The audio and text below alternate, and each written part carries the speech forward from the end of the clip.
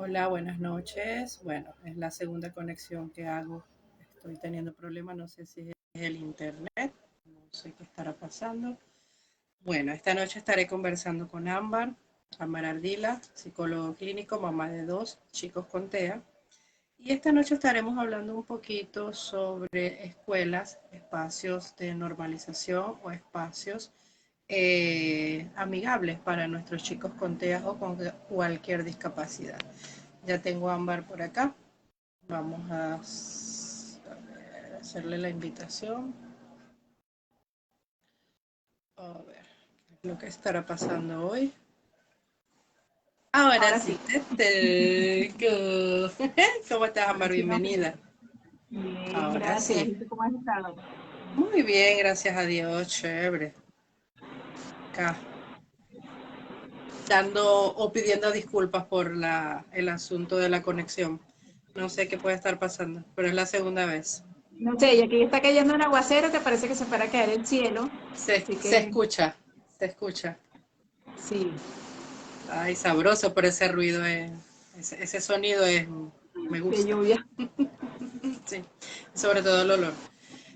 Bien, Ámbar.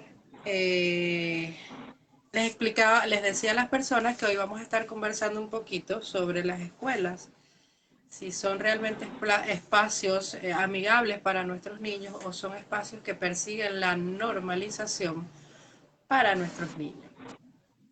Eh, Sería bueno definir qué es eso de normal, ¿verdad? Porque yo creo que tú, yo y todos somos normales, ¿no? Entonces, ¿qué es eso de la normalidad a nivel Mira, eso social? es un concepto abstracto pero peligroso en Así es. en muchas categorías, porque realmente cuando uno habla de normalizar es acostumbrarnos a un estado, a una situación en particular, racionalizarla para justificar el por qué algo se está haciendo de determinada manera. ¿Ok? Y eso es algo que sucede mucho eh, con conductas disruptivas. Cuando de repente, por ejemplo, en una relación de pareja se normalizan ciertos comportamientos o discursos en aras de que se pueden justificar bajo ciertas circunstancias, ¿no?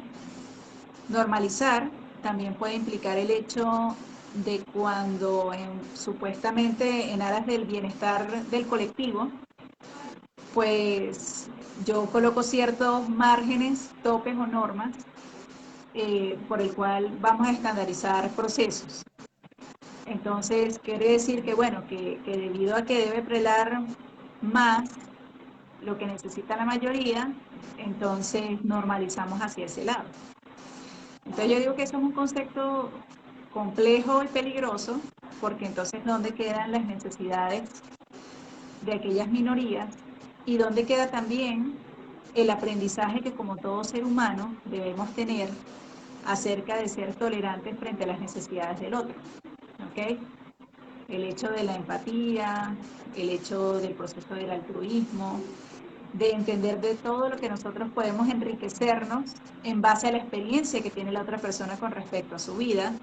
Muy bien. Entonces, esto, yo considero que realmente uno debe tener mucho cuidado cuando en determinada relación, circunstancia o lugar en el que estoy, algo se está tratando de normalizar. Gracias por tan excelente, a ver, conceptualización, le diría yo, ¿no? De la palabra normalizar, ¿no? Y, y bueno, el tema surge porque, a ver, no sé qué palabra utilizar, porque estoy como, a ver, no quiero ser ni muy dura ni muy de darme al odio, ¿no? Pero han surgido situaciones en el inicio escolar que me preocupan, me entristecen, y tú dices, pero bueno, ¿hasta qué punto entonces la condición o nuestros muchachos con alguna condición tienen que ser igual a los demás para que puedan estar, pertenecer a una sociedad de la cual todos somos parte? ¿Ok?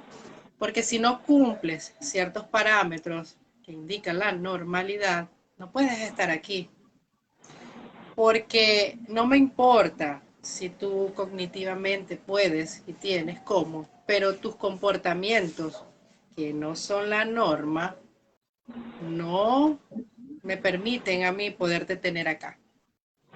¿Okay? Entonces surgen esas series de situaciones que a largo plazo excluyen a nuestros muchachos del sistema educativo. Y es allí cuando entonces decimos, ¿por qué de autismo siempre se habla de la niñez y en la infancia? Porque resulta que en la medida que nuestros muchachos van creciendo y llegando a la adultez, se va como que cerrando todo lo que son las oportunidades. Y todo está básicamente en las edades, en la niñez, en la primera infancia, en el preescolar, hasta en primero, hasta un tercer grado. Y a partir de allí se comienza a poner difícil la situación para nuestros muchachos y por ende para la familia, ¿no? Y entonces yo a veces lo veo así como el embudo, ¿no? Donde comenzamos así y todo, pero a largo plazo todo se reduce a mínimas oportunidades en todos los contextos, ¿ok? Pero entonces yo digo, caramba, pero si la escuela es el principal espacio social que tienen nuestros niños, donde van a tener la oportunidad de interactuar con pares, de aprender, de socializar, pero queremos que todos sean iguales y seguimos repitiendo como adultos el mismo patrón, ¿no? Si no es igual, y sacas la cuenta y haces la estadística y tú dices, wow, en la escuela tengo 350 alumnos. De los 350, tengo 5 con autismo en toda la escuela. Y eso pesa, pesa enormemente. Y entonces esa situación me entristece porque no hay equidad, porque es injusto, porque hay un estigma en relación al autismo, porque se niegan las oportunidades. Entonces está así como con un cúmulo de cosas, ¿no? Y emocionalmente movida. Y por eso quise conversar hoy contigo sobre el tema. Y Sí, o sea, contigo yo porque, pienso, perdón, dime, Eliana, disculpa que te interrumpí. no, o sea que contigo, ¿quién mejor que tú, pues? Mamá, que tienes, como digo yo, tienes extremos con tus niños, y profesional, que has escuchado tantas situaciones y que bueno, que tienes las dos caras de la Sí, situación y del tema. sí, realmente, bueno, hay varias cosas, ¿no? Yo pienso que lo que tú dices es muy válido, hay mucha atención en la primera infancia, muy bien, y eso llama la atención porque no sé hasta qué cierto punto muchas personas, porque sí, sí lo he visto en la consulta, en lo que las mamás refieren, y sobre todo cuando ya los hijos pasan a las etapas de adolescencia y de adultez temprana, que hasta ahí pues ha llegado mi experiencia con la atención. Creo que la persona de más edad que haya tenido yo que tenga autismo tiene tal vez como unos 35 años. Y realmente yo veo algo bien importante, que es que yo no sé hasta qué punto este tema de que estamos hablando de la normalización es pensar como que el autismo es un trastorno de la niñez. Mm. Y tener siempre, porque yo lo veo, y claro, es también la necesidad de cada quien, ¿no? De pensar como que, no, es que cuando él sea grande esto se le va a quitar, esto se le va a pasar, esto lo va a superar, él se va a curar. Y la gente yo creo que como que se agarra, se afianza a eso y no va pensando como que tu hijo en su particularidad, en su forma única de procesar todo, pues eso lo va a seguir acompañando a lo largo de la vida y cómo nosotros vamos a seguir trabajando para que no solamente defenderle sus espacios, ¿no? Sino también irle mostrando los ajustes que él también tiene que hacer frente a esos espacios para poder interactuar. O sea, empezar a hacerse esas preguntas, porque fíjate que yo a nivel personal me las he hecho. O sea, Matías, por la evolución que él ha tenido hasta ahora, si bien ha tenido un excelente desempeño académico y se ha podido ajustar bastante bien al grupo, en lo que va de año hizo 2 crisis dentro del espacio escolar, que hemos contado con una suerte maravillosa de que los niños más bien se han acoplado a apoyarlo, muy bien como a cuidarlo. O sea, hemos contado con esta suerte maravillosa, pero yo creo que eso se dio porque yo desde el primer día de clase quise reunirme con los docentes, no solamente para ir a decir, no es que Matías tiene autismo, sino para contar quién era Matías, ¿ok? ¿Cuáles eran las fortalezas que tenía? ¿De qué manera se iban ellos a agarrar de esas fortalezas para poder que él poco a poco se sintiera cómodo en los espacios? ¿Y cuáles eran también los retos que para él eso representaba? Entonces yo creo que eso sí fue muy positivo como para generar ese ambiente, pues yo no sé si la palabra más apropiada sea equidad, ¿no? Sobre todo cuando apenas él se está relacionando con niños de 12 años, que obviamente, pues bueno, son criaturitas también y hay muchas cosas que todavía falta madurar y crecer, ¿no? Pero creo que eso es una parte, una pauta muy importante, o sea, el que uno como papá siempre esté allí apoyando esos procesos, siempre esté supervisando a ver qué es lo que está sucediendo. Muy bien. Ah, que es duro, sí, que te vas a encontrar con paredes, sí, que te vas a encontrar con instituciones que te dijeron que era la mejor del mundo y que cuando llegas te das cuenta que lo que te consigues más bien es que te dejaron completamente solo, como digo yo, ahí no es. Entonces, ese es otro punto también importante. O sea, yo creo que uno tiene que estar como papá muy claro qué es lo que está buscando cuando quiere una escolarización. Muy bien. Ah, bueno, sí, obvio, que él adquiera conocimientos académicos. Sí, pero en función de sus particularidades, de quién es él, ¿para qué es que nosotros estamos aprovechando este espacio? Muy bien. Porque, por ejemplo, o sea, volviendo a esa dicotomía que yo vivo en esta casa, pues si bien Matías va a la par con el grupo, ha tenido un muy buen año escolar que aquí está próximo a culminar, yo sé que aprobó todas las materias, él mismo no quiso ajustes pedagógicos porque él dijo que él quería cursar su año escolar normal como los otros niños, aunque bueno, los profesores, pues sí, yo igualito, aunque él diga eso, por detrás sí me reunía a hacer pequeños ajustes, cosas mínimas que yo sabía que iban a ser importantes para que él no tuviera crisis, y considero que él va a poder seguir cursando pues su bachillerato de manera regular. Yo me hago mucho esta pregunta con Gabriel, porque Gabriel, que va a un ritmo muy diferente, que tiene unas habilidades muy increíbles, innatas para ciertas cosas, que no compaginan tanto, o bueno, sí, yo creo que sí lo han ayudado en parte a su proceso de escolarización, pero que él sí va bastante difásico con respecto al grado que cursa versus los conocimientos que ha adquirido. Yo sí ya me he empezado a hacer esa pregunta, va para cuarto grado. A nivel personal, mis metas cuáles son con Gabriel cuando termine su primaria.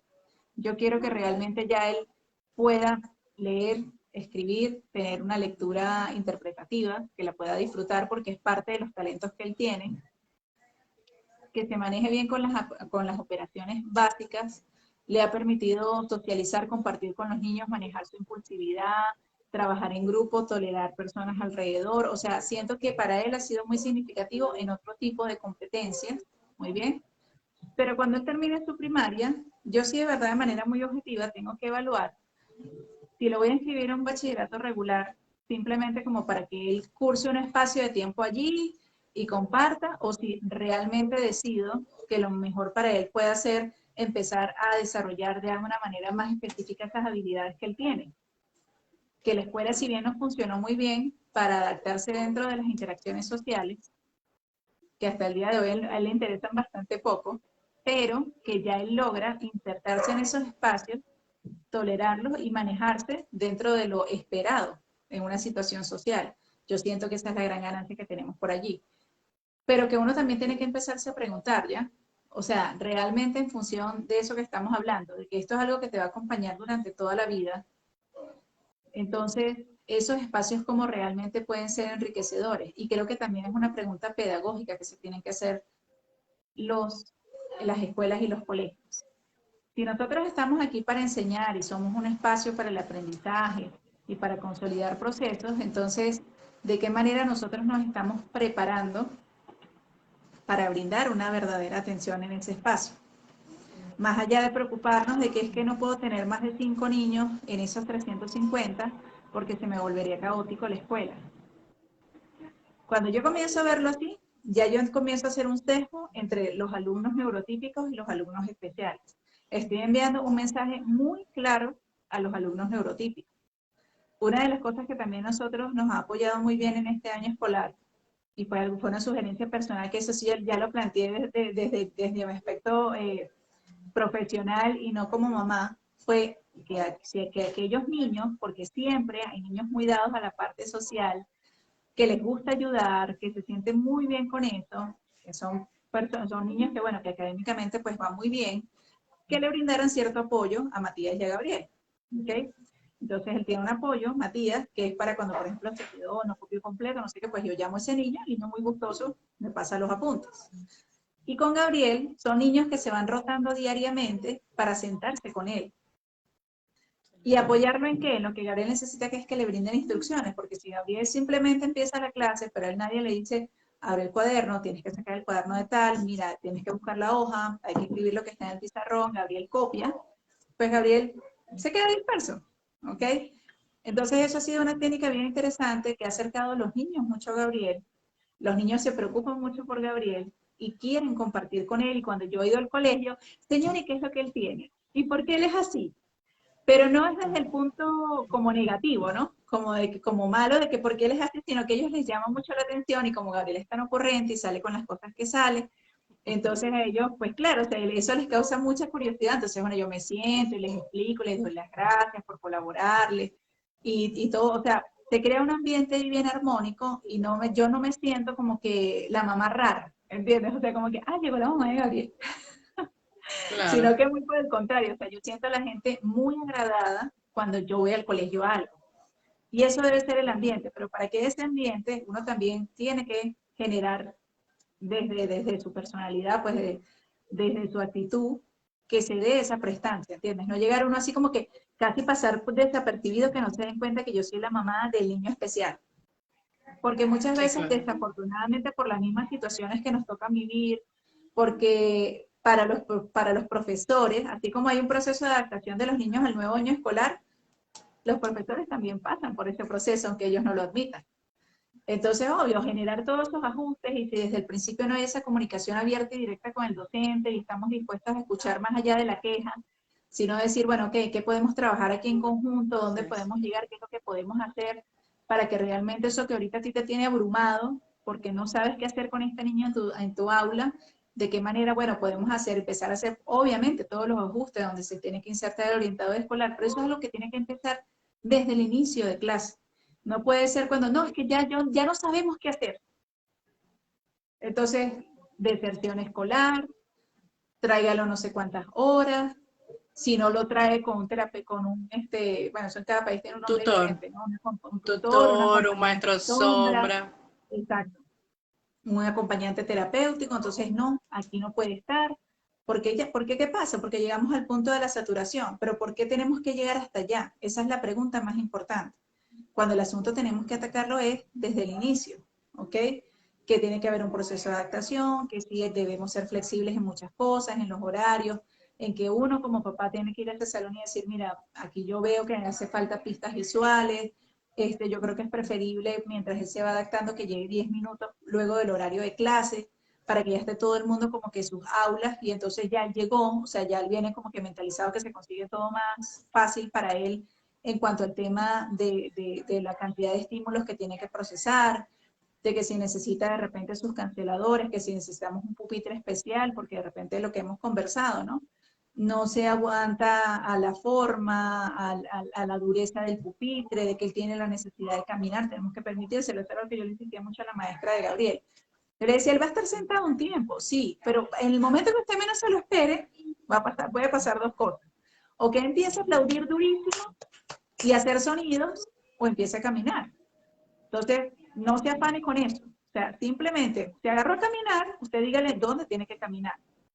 Ok, Gabriel, puedes caminar por aquí entre los pupitres. De allá para acá, de aquí para allá. Punto. No te puedes salir de ahí.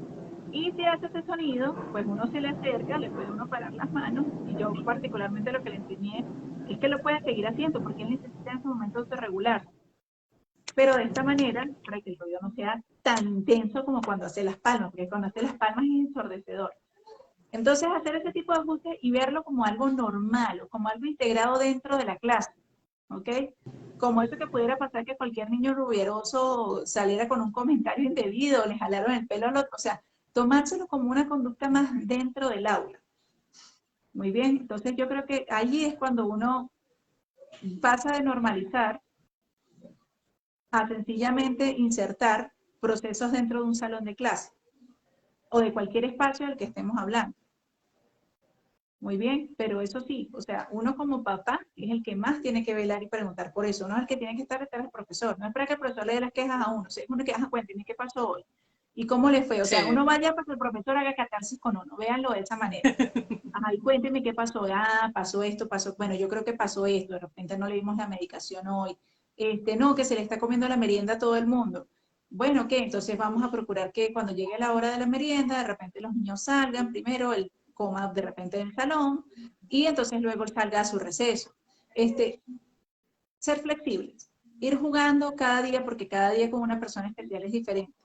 Y eso sí lo aprendí yo hace muchos años, porque al principio para mí era muy duro y era como era difícil de entender. Yo decía, ajá, pero ¿por qué? ¿Qué pasa si hoy íbamos tan bien con esto y al otro día parecía que yo nunca había enseñado nada? O de repente unas crisis tremendas que yo pensaba que esas cosas estaban superadas. Entonces, esa experiencia a mí me dio a entender que esto es como una caja de Pandora, que cada día es diferente. Yo no me paro con ninguna expectativa. Sencillamente hay una cantidad de procesos que hemos vivido, que hemos experimentado, que hemos trabajado y que por supuesto a esta altura, después de 10 años en esto, a mí me da parámetros para manejarla, pero no por eso no quiere decir que no pueda haber situaciones nuevas para mí, ¿ya? Pero sencillamente yo no me dejo paniquear. O sea, veo la situación, trato de mirar cuál fue el detonante, qué es lo que está pasando y qué será lo más apropiado para hacer en ese momento. Entonces creo que eso también se trata un poco, ¿no? O sea, de darnos cuenta que como esto no es lineal, no podemos ni sentirnos frustrados porque de repente la cosa no va por donde es o pensar que no va, o nos va a quedar grande y que no vamos a poder. Creo que todas esas son como las vertientes que tenemos que mirar. Unas cuantas. Sí, en realidad. Unas cuantas. Sí. Este, excelente. Y me alegra mucho que tu experiencia con Gabriel y con Matías haya sido tan positiva y satisfactoria. ¿Okay? Eso me contenta mucho. Y bien es sabido, todo proceso de inclusión para que sea exitoso debemos trabajar desde la sensibilización y la formación en las instituciones. Porque, y es por eso, perdón, y es por eso que siempre le decimos a los papás que el niño no puede estar desasistido terapéuticamente. ¿Ok? Que él siempre debe tener su apoyo psicológico, psicopedagógico, que lo va a ayudar en el proceso de inclusión. ¿Ok? Ya sabemos que dependiendo del nivel de autismo, las escuelas dan mayor o menor apertura. ¿Ok? Y que bueno, que la interacción con la persona con autismo es la que va a definir, ¿no? Sí o no, lo que estamos haciendo dentro de la escuela va en beneficio de, que debemos pensar siempre en el beneficio de nuestro muchacho. ¿Ok? Entonces, a ver, cuando nuestro niño comienza la escuela, comenzamos a ver en ellos ciertos comportamientos que son el resultado del estrés, la ansiedad, que este proceso o estas nuevas experiencias, perdón, están generando en él. Y que si voy mucho más allá, por su condición, la dificultad de autorregular, ¿ok? La dificultad de poder entender y comprender por la inflexibilidad, genera quizás situaciones que hacen que el diagnóstico pese un poco más. Y es lo que yo digo. Todo niño en cierta edad muerde en el preescolar, es egoísta, hace un berrinche, pero como hay niños que ya tienen un diagnóstico, esto es como que la boleta, ¿ok? Para decir, no te puedo tener aquí porque me estás ocasionando ciertas situaciones, ¿ok? Que va a hacer que el aula no esté tranquila, que los demás niños quieran hacer lo mismo.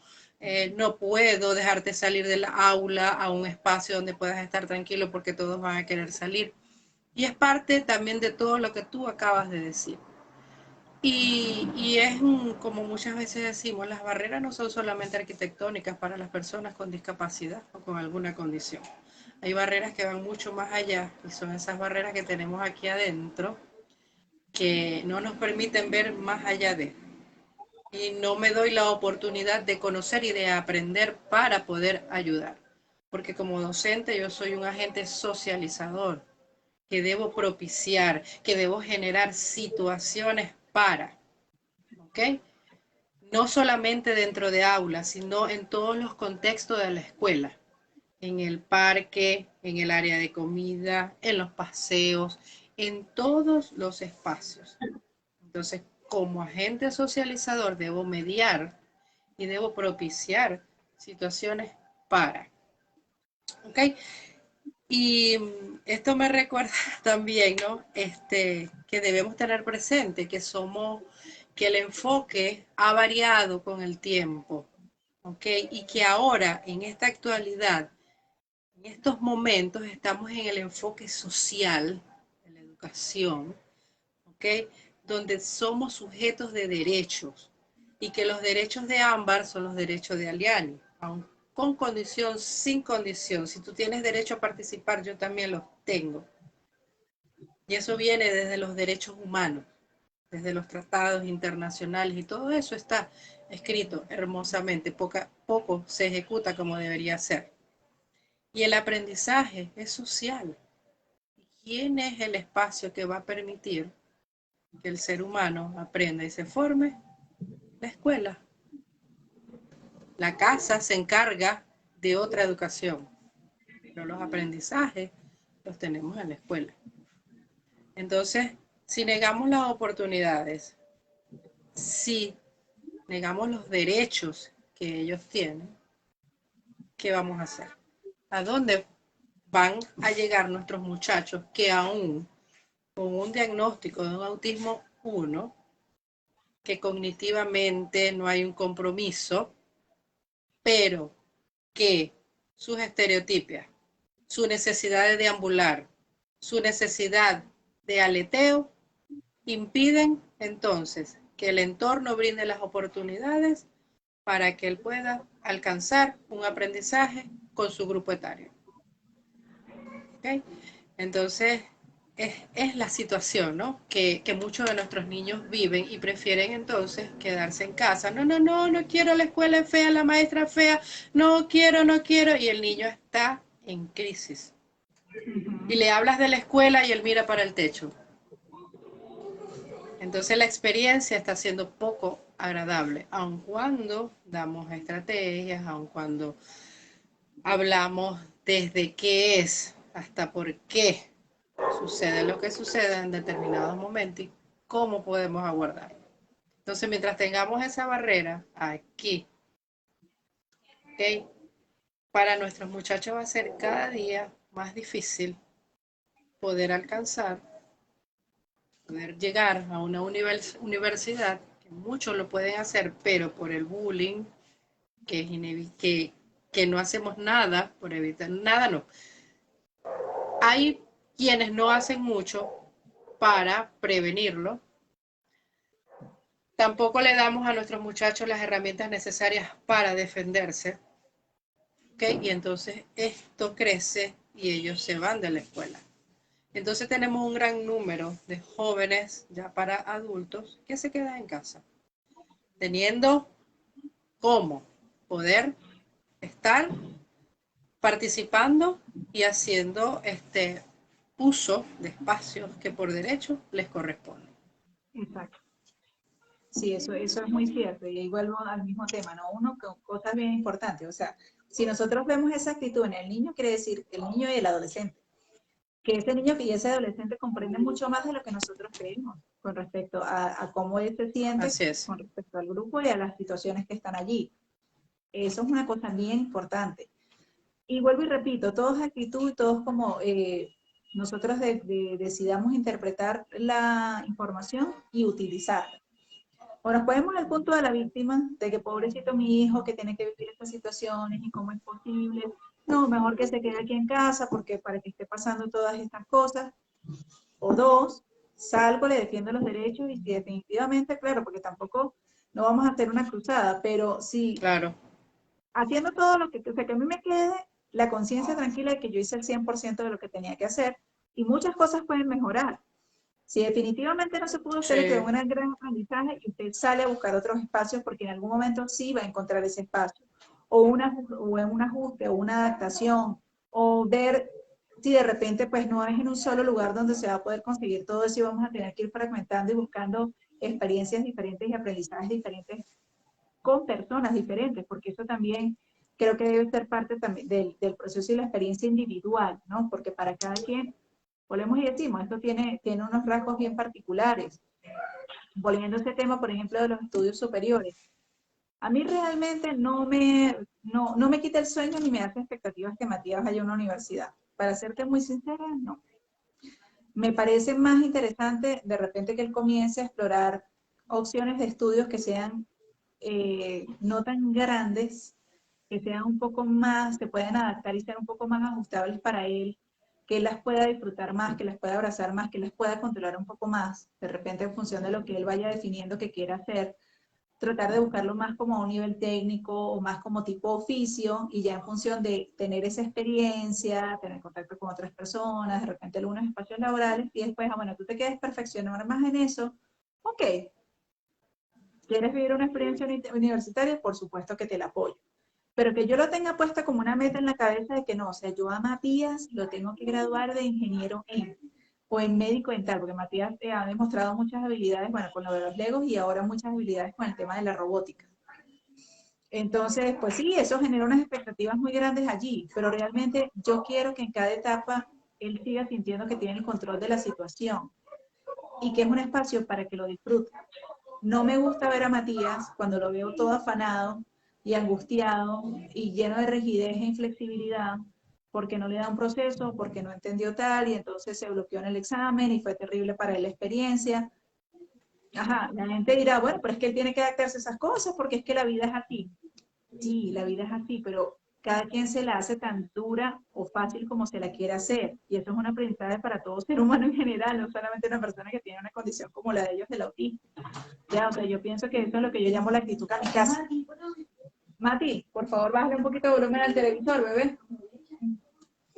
Este, entonces, eso es importante, o sea, cada quien ve la vida de una manera particular, pero se la hace tan compleja o tan fácil como pueda. Matías, por favor, colabórame. Bájale directamente. Ahorita yo como un tropel del cuarto en el que estaba a quitarle el celular del otro, el otro no quiere, no sé por qué tiene el volumen altísimo. Entonces, eso, o sea, yo creo que también todo eso habla mucho de cómo estamos nosotros los adultos, ¿no? Porque obviamente la vida con nuestros hijos es como una proyección de nuestra propia vida. Mati, por favor, préstale el teléfono.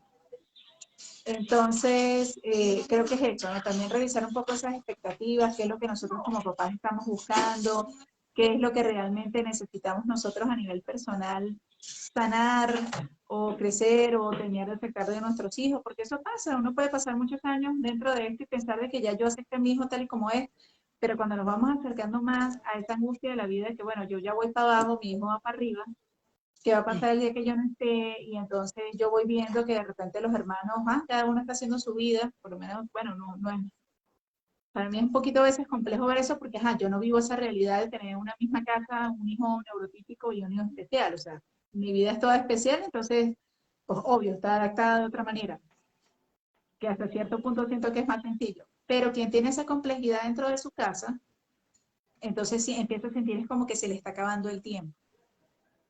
Entonces, en ese que se está acabando el tiempo, comienza como a priorizar de que qué será preferible, que bueno, que se quede en la casa, se adapte en la casa, o, o lo presiona demasiado porque tiene que aprovechar la oportunidad que hay. Pero fíjense que nuevamente todo se va a los extremos y nada se queda en el promedio, que es la diferencia de la normalización. Porque la normalización genera un estándar. En el promedio, pues hay gente que va para un lado, otro que va para otro y otra gente que se queda en la mitad. Y es lo que genera equilibrio.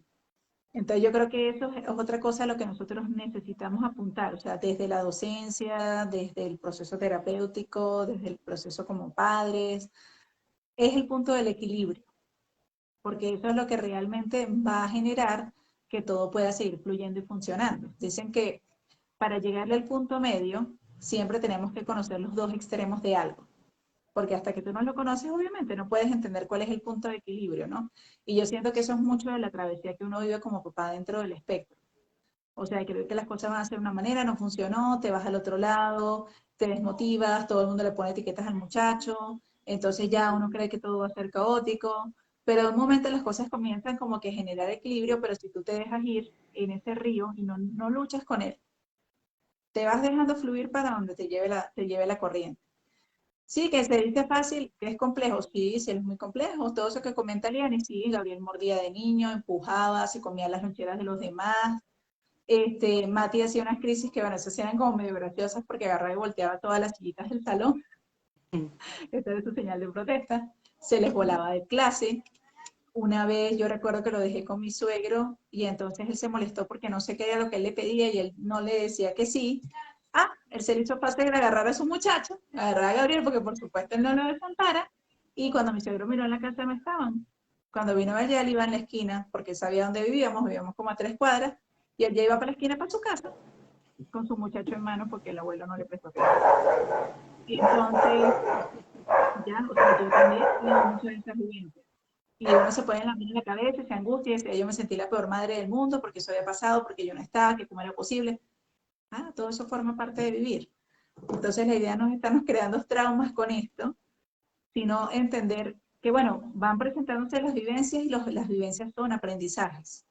Creo que es otro punto muy importante y creo que nuevamente volviendo al tema académico es eso, o sea, si los docentes ven esto no como que, Dios mío, qué tragedia, qué duro me tocó este año escolar, sino más bien ver, bueno, me tocó este gran aprendizaje este año extra y yo tengo que incluir a todo el grupo para que más bien sea el grupo el que trabaje para mí y me apoye en este proceso, que esta es la dinámica Claro. que yo he tratado siempre con cada una de las docentes de trabajar, ver cuáles son esos niños claves, cómo podemos trabajar, hacer todos los ajustes, bueno, Gabriel quedó aquí, cuáles son mis expectativas este año escolar, bueno, son de acá hasta acá, necesito ver cuáles son los currículos académicos, qué es lo que te va a dictar este año, dígame remotamente todos los temas, o sea, yo empezar a hacer toda mi infraestructura en casa Todas las para irla adaptaciones. trabajando a la par de ella, para que obviamente eso hace, y ellas me dicen, no, o sea, sí, Gabriel no copió nada, pero todo lo que uno le preguntó aquí él supo contar de eso. Y él estaba atento, o sea, él sí se veía que uno le preguntaba y él decía de eso. Fíjate que con lo de la primera comunión, eso fue un aprendizaje bien interesante. Yo que fui a los 6 meses de catequesis con Gabriel, yo era el que tomaba todos los apuntes y pasaba, Gabriel, silencio, Gabriel, bajito, Gabriel, hay que mirar el video. Yo decía, bueno, quién sabe, Gabriel, qué tanto de esta vaina le estará quedando, pero bueno, yo de todas maneras en la casa siempre trataba de ir reforzando como el tema que había dado ese día la catequista, ¿no? Llega el día de la confesión y a mí me causaba pues también muchas expectativas ese día porque yo decía que iba a pasar. Él sabía perfectamente que le iba a preguntar el padre, cómo tenía que contestar él. Yo le dije, bueno, eso es una conversación con el padre. O sea, tú vas a hablar con él. Pero era como muy complejo explicarle el tema del pecado y tal, ¿no? Porque él decía, ah, cosas que hago mal, peleó con Matías, no es que Matías es el que pelea contigo, le decía yo, ¿no? Entonces, claro, ya ahí él no hallaba qué decirme. Bueno, lo cierto fue que yo no sé, estábamos en la fila esperando, entonces la catequista lo pasó de segundo, pasó una niña y luego vino él. Yo entré, porque ella me dijo, no, entra porque de todas maneras no sé si ir con el padre, quiera quedar ahí sentado y tal. Bueno, padre, Ave María Purísima, sin pecado concebido. Entonces, claro, el padre se quedó así como expectante y le dice él, sacerdote, ¿por qué Dios quiere a los niños? Ujú, Entonces, fíjate, ujú. él estaba hablando del contexto de lo que él sabía de lo que iba. Él está Claro, hablando de un contexto claro. religioso porque sabe que eso es un sacerdote. Él pudo haber Ujú. salido con cualquiera de las cosas que sale. O sea, hablarle de los programas que él ve, que le dijera tal cosa, y esa fue la primera pregunta que le hizo. Entonces, bueno, el sacerdote le contesta. Sacerdote, ¿por qué José y María cuidaban al niño Jesús? Y tú Entonces, el niño subestimando al presumiendo muchacho que a lo mejor ni él estaba no había pendiente. aprendido nada, Ah, y entonces resulta que yo no recuerdo cuál fue la tercera pregunta, eso sí, de verdad que no me acuerdo qué fue lo que él le preguntó, y la cuarta le dijo que por qué existían los Reyes Magos. Entonces, yo quedé así fría porque yo dije, cualquiera piensa que es que yo lo mandé a decir todo eso. Jamás. O sea, veníamos de la clase de catequesis, yo trataba otra vez como de tocar el tema, de explicarle y tal, pero eran cosas así puntuales. O sea, él está hablando de todo lo que ha visto en la casa, de lo que hemos leído de la palabra, de lo que se ha ido a misa. O sea, de toda esa dinámica de que oramos todas las noches en función de eso, para nosotros, y mi padre me dijo, no, ya vamos a hacer la bendición porque si no, ¿quién me va a sacar hasta lo más oscuro secreto? Digo el sacerdote, ¿no? Y le dio mucha risa y tal, y ya, pero de verdad yo hasta me puse a llorar ese día porque me emocionó demasiado. Yo decía, esto que tú estás diciendo, yo de verdad me pregunté todos los 6 meses, ante Gabriel, de verdad, o sea, entenderá qué fue lo que vinimos, a qué, porque es que tú lo ves en clases tan disperso y verlo después en eso, entonces ahí es donde uno no se deja de asombrar, porque el tema es que nosotros seguimos dentro de nuestros parámetros, ¿entiendes? Dentro de nuestro paradigma, de nuestras condiciones, dentro de la caja, y yo siento que a uno desde la neurotipia también le es muy complejo poder llegar realmente a entender a profundidad por qué pasan estas cosas, ¿no? Hasta que te llegue el día cero, como me llegó a mí el día de la confesión, y ver eso que sucedió. Entonces, Es por eso como, yo les digo, porque, es lo que te pasa, ¿no? Pasa en la realidad a nivel educativo cuando nosotros como especialistas tenemos muchachos integrados y vemos que hay potencial, que hay, pero lo subestimamos porque crees que no está atento, ¿no? Porque el mito está en su mundo. Ya va. Estoy aquí evadiendo ciertos estímulos, pero yo estoy atento a otras cosas. está eso, fíjate que ¿Vale? con el tema de las ¿Ok? oraciones, claro, la mayoría ya se las sabía porque son cosas que diariamente presignarte, por ejemplo, el Padre Nuestro, el Ave María, el Ángel, todo eso se lo sabía. Pero el credo, si es una oración que yo considero que es como no tan cotidiana, yo nunca se la había enseñado. Y entonces, no, aquí hay que aprenderse el credo. Yo, ay, Dios mío, el credo. Y credo una oración larguísima. Entonces, bueno, aquí yo empecé todos los días como a pedacitos, ¿no? Entonces, aquí fuimos como más o menos. Pero yo todo lo que le he enseñado a él en ese aspecto siempre ha sido como con claves. O sea, por ejemplo, Dios te salve, te decía María, llena eres de gracia. El Señor es contigo. Entonces así, durante mucho tiempo, hasta que él se la aprendía, ya después era más Claro. fluido, ya hoy en día tú le dices, dime la de María y de cabo a rabo. Pero el credo tiene una serie de cosas complejas que para que se aprendiera las palabras, a mí me tocaba hacerle mucha mímica. Estábamos practicando la oración antes de él entrar, porque supuestamente los padres iban a preguntar las oraciones también. Y está otra mamá ahí, y entonces yo, bueno, que vino a juzgar, entonces yo le decía así, a los vivos y a los muertos. Y la señora me da muerta de la risa. No, a mí eso sí nunca se me hubiese querido enseñar así. No, usted sí es entretenida. Así que no aprende las oraciones, ¿qué tal? Y él se lo logró Y de aprender eso se ya trata. ¿Y qué todavía. nos dice Exacto. los neuroretenedores? ¿Qué te dicen? Que tú tienes que generar emoción, sorprender al niño Exacto. para Y que él le él daba mucha risa quiera también. aprender, que no sea aburrido. Claro. Exacto. Entonces esto era para morirse de la risa y él todavía, claro, lo seguimos practicando para que logre consolidar la oración. Ya no estamos en el punto tanto de la mímica, sino ya eso que te digo de, yo creo en Dios Padre, Todopoderoso. O sea, estamos en ese juego y van pasando las etapas hasta que se llegue al siguiente punto, ¿no? Entonces, bueno, el por qué cuento todo eso es también por eso, porque yo siento que aquí cuando tú fragmentas las tareas, muy bien, comienzan los retos en año escolar, si yo me nombro 10 es muy abrumador, pero si Mm, decidimos trabajar una conducta, no, que es que no hemos logrado que el niño se siente en clase. Ok, bueno, vamos a mirar cuáles son los detonantes, el por qué no se puede sentar, cómo hacemos los ajustes. Todos tenemos que trabajar en base a esa conducta. La sí. docente, los niños que están en el salón, las terapeutas, si él está asistiendo a terapias de neurodesarrollo, y nosotros como papás. Ok, o sea, es como que tener claros los objetivos, ¿ya? Porque en esto los objetivos son demasiado amplios. Tengo que poner objetivos chiquitos. Cuando logro consolidar ese, que este está bien consolidado, pasamos al siguiente. Y cuando ya paso al siguiente, entonces sigo estimulando este y el que viene. Y eso se va volviendo como una cadena. Muy bien. Entonces, y claro, en función de cada quien, pues las estrategias serán diferentes.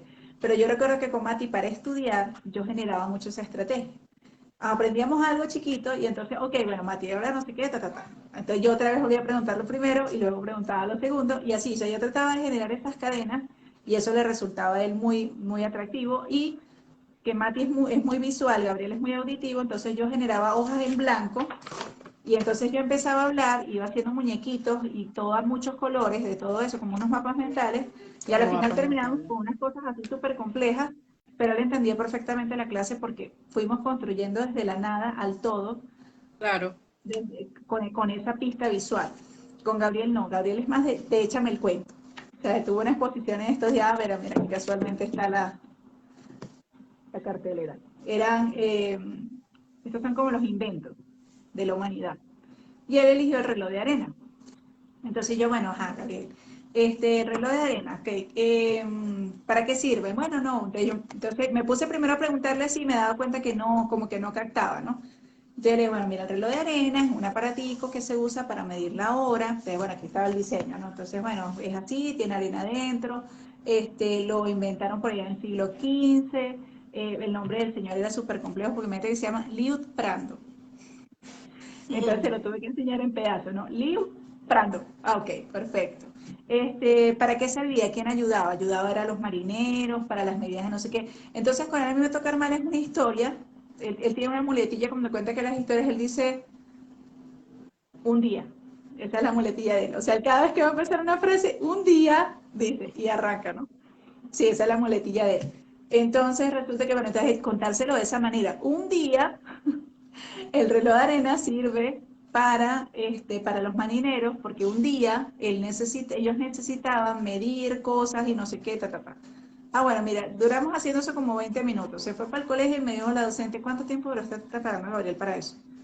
Yo le digo, sin decirle mentiras, desde que bajamos a esperar el transporte y llegó. ¿Por qué? Fue el que mejor lo hizo. Claro, porque Gabriel, dentro de sus grandes capacidades, es terriblemente extrovertido y a él le encanta contar historias. Entonces, él puede tener un público de una persona o de 1000, que para él es exactamente igual para pararse en la palestra a echar el cuento.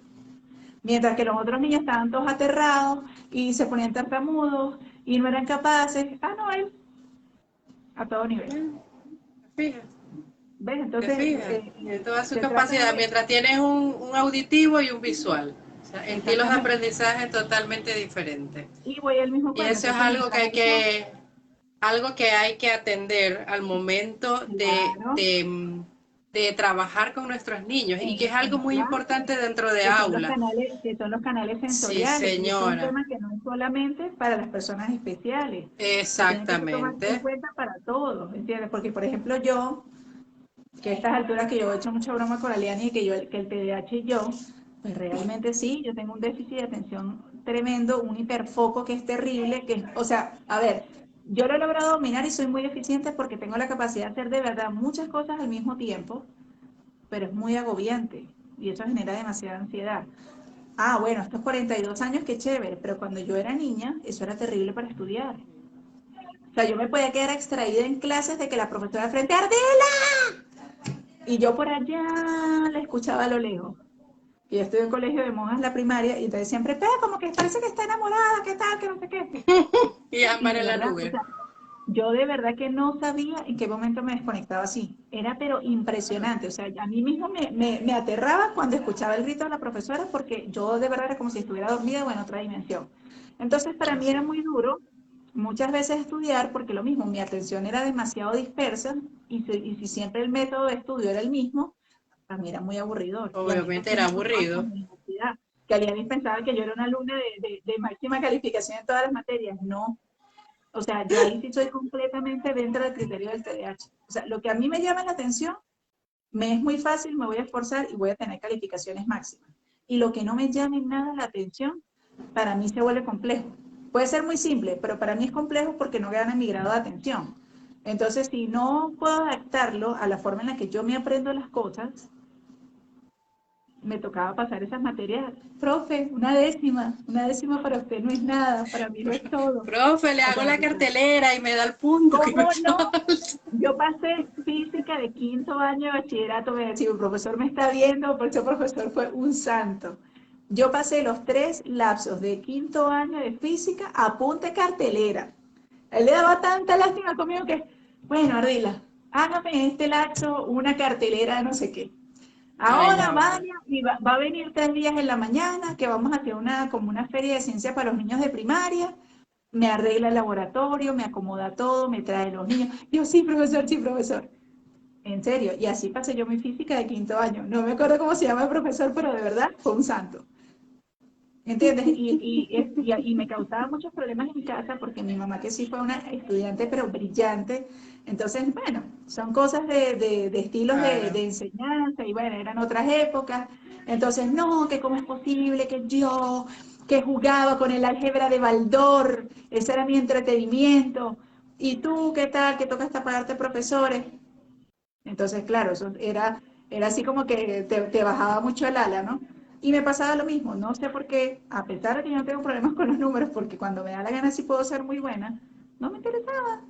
Pero a mí todo lo que era lenguaje, historia, geografía, cátedra bolivariana, maravillosa, excelente, buenísima. Entonces, bueno, ¿cuál fue la experiencia personal que yo tuve de eso y fue la que quise replicar en mis hijos?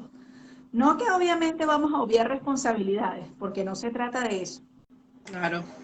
pero sí se trata de entender que en lo que eres muy bueno te apoyo al máximo para que desarrolles lo más que puedas y en lo que te cuesta o no te gusta mucho, tenemos la responsabilidad. Pero yo no te voy a presionar con eso. Sí tenemos que cumplir y voy a hacer todos los ajustes que sean necesarios para que tú puedas vivir esa experiencia. Así es. Pero porque es un compromiso que tenemos que cumplir. Yo se lo digo mucho a Mati cuando a veces, no, que yo no quiero ir a tal lado. Cuando antes se le ha preguntado, mira, ¿tú quieres ir? Vas a pasar esto, no sé qué tal. Y de repente el día cero, no, es que yo ya no quiero ir. Pues de malas, porque tú me dijiste que sí. Ah, de hecho, me pasó con lo de la primera comunión. Una semana antes había una convivencia familiar, había que pagarla. Y le pregunté, mira, Matías, hay dos posibilidades ese día. Te toca quedarte solito aquí toda la mañana o nos acompañas. ¿Qué vamos a hacer? Bueno, va a haber misa, seguramente algunas actividades pedagógicas con respecto a lo de la primera comunión de Gabriel. Es como pasarla en familia, en la mañana. Ay, sí, mamá, Claro. yo sí quiero, ¿qué tal? Ese ya lo agarré de buena. Cuando ya el de anoche anterior le dije, mira que mañana, en la mañana nos tenemos que ir muy temprano, la misa es a tal hora, no sé qué tal, tal. Yo me paré como si fuera un día de escuela, igualito, muy temprano, hacer todo. No, que yo no quiero ir. Respiré profundo y le dije, recuerda que eso yo te lo he hecho con anticipación y me dijiste que sí. Seguí haciendo mis cosas, arreglando al otro, ahí se paró de mal genio, no le dije nada, ni lo miraba, se sentó a desayunar, no, que yo no quiero ir. Entonces ahí sí le dije, pues de malas, porque eso ya es un compromiso conmigo y con Gabriel, porque para eso yo te lo pregunté con tiempo y te dejé pasar como 3 o 4 días para que tú tomaras esa decisión, no te lo dije ya para allá. Y siempre tu respuesta fue que sí. Entonces la palabra empeñada vale oro. Usted dijo que va a ir, yo ya pagué eso y sí va a asistir. Ahí se fue de mala cara y como a la hora y media se le quitó. Después, ay mamá, perdón, no, sí, sí, la estoy pasando bien. ¿Ya? Entonces yo en eso sí soy muy estricta. O sea, te doy el tiempo, te doy los espacios, te doy opciones, te permito decidir, pero después de que tú decidiste, no hay fuerza ni poder humano que haga que tú salgas del compromiso que tú mismo te pusiste.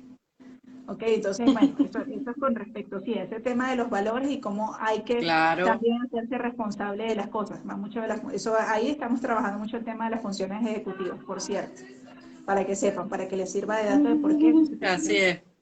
Pero en las cosas que, ajá, Mati, por ejemplo, que esto ya ve 12 materias, ese pobre ser, entonces igual, ya yo me he dado cuenta cuáles son las que se destacan muchísimo, le va súper bien, y en las otras estoy muy atenta. Mati, ¿tienes tarea? Pásame los cuadernitos ahí para revisar.